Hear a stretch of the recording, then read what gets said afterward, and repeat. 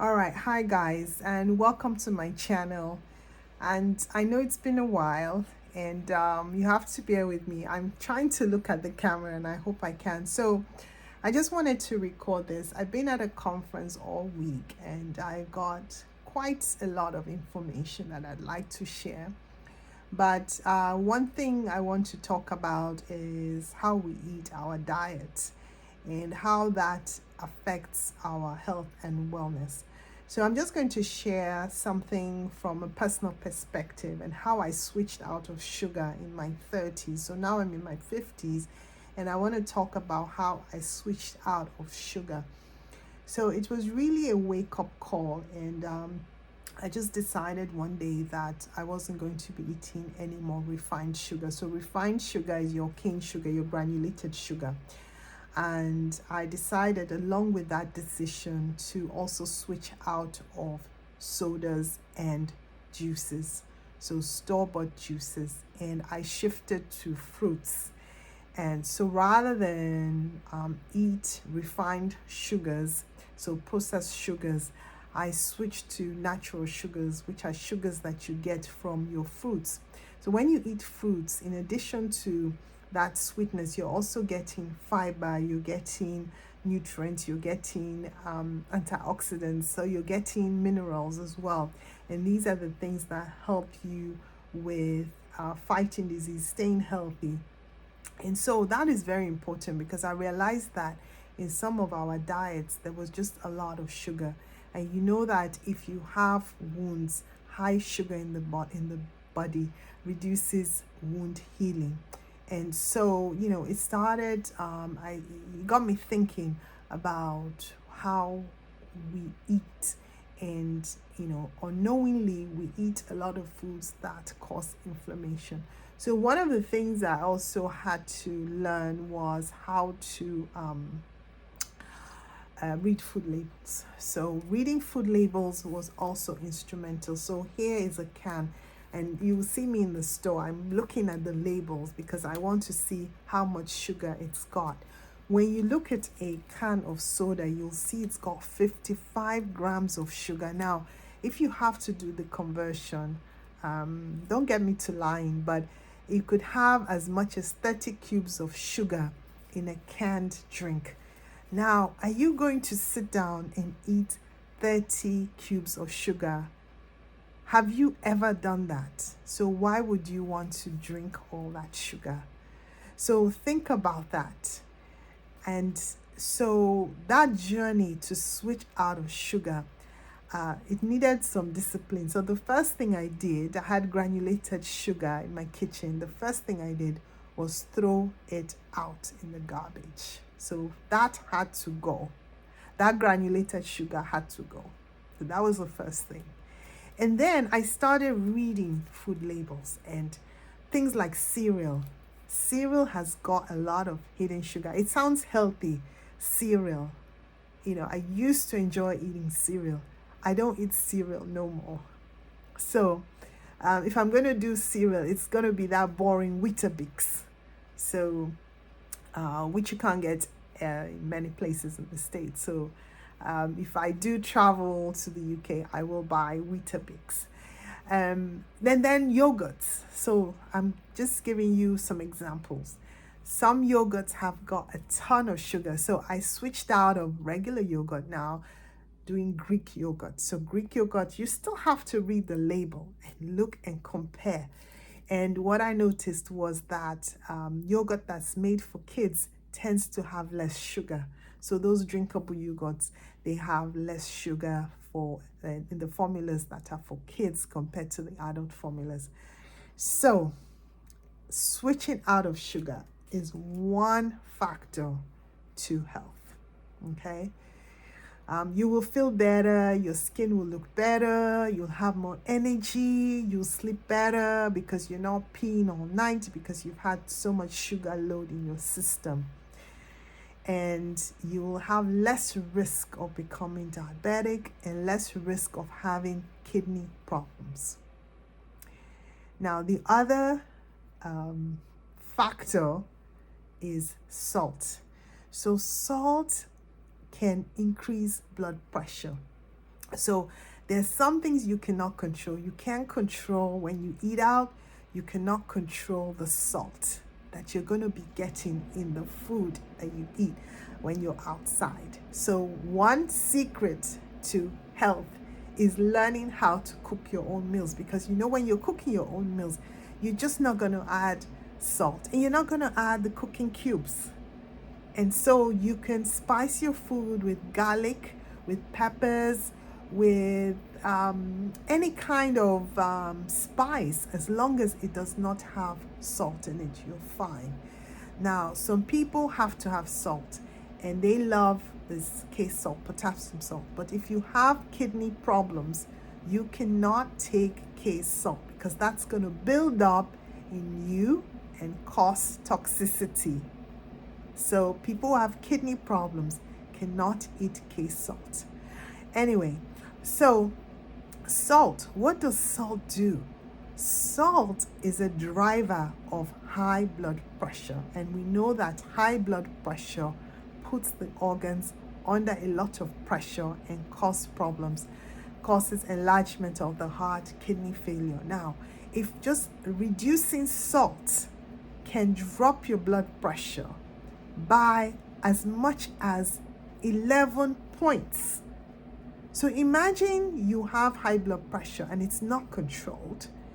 You're running at 140/90. Blood pressure is elevated, and you're taking blood pressure medicines, but you can't get it down to the desired 130/80. Your doctor says your blood pressure should be 130/80, but you are running at 140/90. Your blood pressure is high. Your blood pressure is high, and your heart is struggling because that blood pressure is high. Just eliminating salt from your diet can get you down from that 140 to 130. Just eliminating salt from your diet. So when you're home, you can cook your meals and not add salt or cooking cubes. Now, when you're out, you can't control what you're going to eat, who's making the food, what they're adding. That you cannot control. But you can control the amount of salt that you add in your cooking. You can also control the snacks that you buy. So when you go out and you're looking at labels of snacks and you see something has 600 milligrams of salt, something crazy like that, that is not for you. So when you look at how much grams are in some of these salty snacks, that is not for you. So if you have high blood pressure, as we say, waka pass, just skip that item. Look for things that you can snack on that don't have added salt or less added salt. So things you can snack on, they include the boring things, so vegetables, carrots, cucumbers, so celery, those things you can snack on. You can get peanuts, almond nuts. So you can snack on an orange, you can snack on an apple. So there are so many other snacks. So if you have ideas of snacks, you can put it in the comment section here. So those two things can have significant impact on our general health and wellness. So lately we've been reading about these injections. They call them GLP-1. An example is Ozempic. So these are medications that people have been injecting so that they don't eat as much. So go figure, think about this. If you don't eat as much, you're not going to gain as much. So portion control is very important.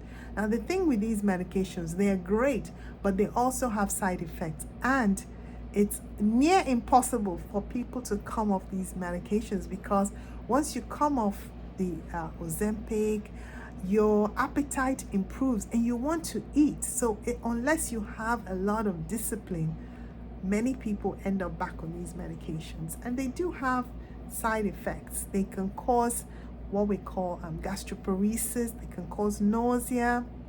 And I think we have to understand that there is a link between the portions that we eat and the kind of weight we have. So limiting portions is important.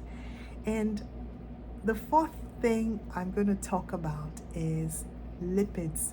So we need some good fats. So good fats you can get from oils like olive oil, avocado. Those are good fats. You do need good fats to make your cells, for your body to function. But there are some fats that are not good for us. And those fats, when we eat, we absorb those fats. They go into our lymphatic system, and they from there go into the circulation, and then these fats are floating around veins and arteries, and they start to stick on these inner lining of vessels. And so what then happens is that people then get blockages, so they are predisposed to heart attacks, strokes, kidney failure, vascular problems, vision problems. So do you see where I'm going? Do you see how what we eat, how we eat impacts our health? We need activity, we need a little bit of exercise, and we need to do a little bit of weights and resistance training. That helps us to build our bones, so we reduce our risk of bone thinning and our risk of fractures. All right, I'm sure I've missed one or two things. And smoking is bad. Smoking has got, cigarettes have got over 7,000 different harmful chemicals. And we know tobacco, nicotine, it causes cancer, period. And not just cancer, it causes thickening of the lining of the organs, and it causes predisposition to strokes and heart attacks. So we know smoking is bad. So if you smoke, quit smoking. Let me talk about alcohol. Alcohol is not as healthy as people think it is. So after one alcoholic drink a day, the risk of your heart going into an abnormal heartbeat is high. This is called atrial fibrillation. Atrial fibrillation causes the heart to form clots, and those clots spread out. They go to the brain, cause strokes. They go to the extremities, they block vessels, and they cause heart failure. So alcohol is not healthy. So don't let anybody fool you into thinking alcohol is healthy. Drinking alcohol is not healthy. Alcohol has got its problems. It also puts people at risk for cancer, and it can thin out bones and just make people ill. So alcohol is not safe for health. So if you must drink, do not exceed more than one drink per day. Otherwise, you are predisposing yourself to this condition called atrial fibrillation. This is an abnormal heartbeat that can cause strokes and heart attacks and heart failure, and just a life of misery, because then you're going to cardiology every 3 months, and they want to do all kinds of procedures and give you all kinds of medications, and some of those medications will make you sick. So let us not even get there in the first place by paying attention to just one or two simple things. So I have to tell you, this here is not medical advice. I'm not providing medical advice. I'm providing education. I'm sharing the knowledge that I have learned, and it's about just one or two simple things that we can do. And don't forget, I always say this is my favorite saying, Rome was not built in a day. So you're going to find that you will be more effective if you take baby steps. So for me, the decision not to eat sugar, the first thing was getting rid of the granulated sugar. That went out. And over a period of time, I started to wean myself off the sodas and off the store-bought juices. So fruits are fine. I love fruits. I eat fruits all the time. So it takes time. You have to wean your body slowly, because you are used to certain ways of eating. And if you cold turkey quit, your body responds by being ill, strangely enough. Even though it's good for you, but because it's so fast and rapid, it doesn't allow your body to adjust to that change. So Change has to be made in little baby steps. Little baby steps. When you make changes to your diet or your exercise, it's gotta be little baby steps. It cannot be overnight. Because when it's overnight, it's also likely not to be sustainable. You cannot sustain it because you're miserable. Do I eat birthday cake? Yes, I eat birthday cake. But I will remove the icing from that birthday cake. Do I eat chocolate cake? Yes, I eat chocolate cake. You have to balance. The day you're going to have a piece of chocolate cake, you have to be mindful of everything else you eat that day. Just a little bit of common sense. We have to eat. We need energy. And there are just some things that you're going to a party, you don't know how that person cooked the food, but you want to enjoy the party, you're going to eat. It's fine. But you know that once you get home, you're going to make your food, you're going to catch up. So you're not going to eat bad every day. Once in a while, you're out on the town and you want a hamburger, you want a fast food. Fine, you're going to eat it. But you're not going to eat fast food every day. So that's the thing. It's all about balance. So I hope you've enjoyed listening to me. I know I haven't recorded in a while, but I felt I should put this information out there because I've been at a conference where I've gotten this amazing wealth of information that I want to share with my audience. So I hope you find this helpful. And if you have, please like and share and subscribe so you don't miss the next video. Thank you and have a wonderful day.